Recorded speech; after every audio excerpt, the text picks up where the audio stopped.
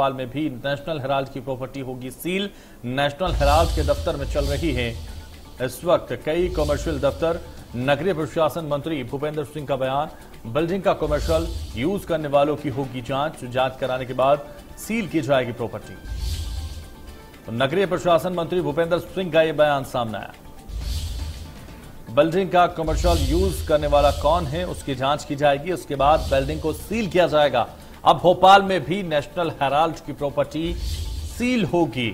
National Herald के दफ्तर में चल रहे कई कमर्शियल कामों को बंद किया जाएगा। नगरीय प्रशासन मंत्री भूपेंद्र सिंह का यह बयान आया। कमर्शियल बिल्डिंग का यूज करने वालों की जांच होगी और इस बिल्डिंग को सील कर दिया जाएगा। जांच कराने के बाद सील की जाएगी प्रॉपर्टी।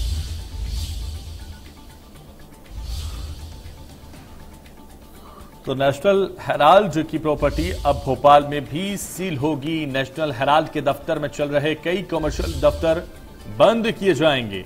नगरीय प्रशासन मंत्री भूपेंद्र सिंह का यह बयान सामने आया। बिल्डिंग का कमर्शियल यूज करने वालों की जांच होगी, जांच कराने के बाद सील की जाएगी प्रॉपर्टी।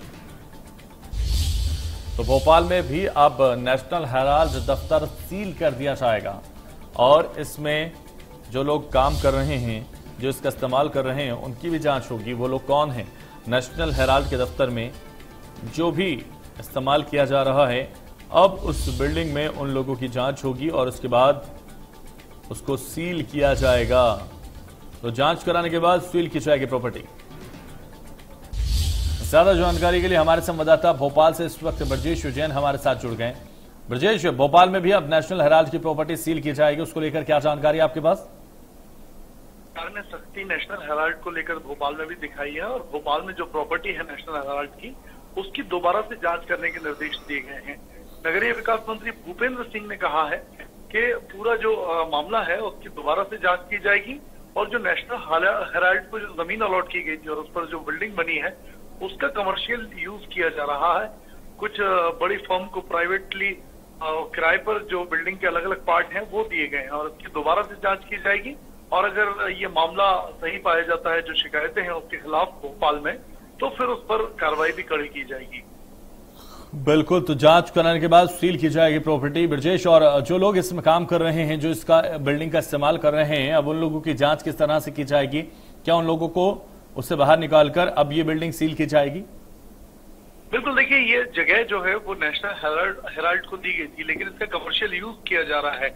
न सिर्फ कमर्शियल यूज बल्कि किराए पर भी दिया गया है। कई बड़े शोरूम इसमें संचालित हो रहे हैं और यही वजह है कि जो लैंड यूज था, जिसकी परमिशन दी गई थी, वो नेशनल हेराल्ड को दी गई थी, लेकिन उपयोग कुछ और हो रहा है और यही वजह है कि दोबारा से जांच के आदेश देकर कड़ी कार्रवाई की बात की जा रही है।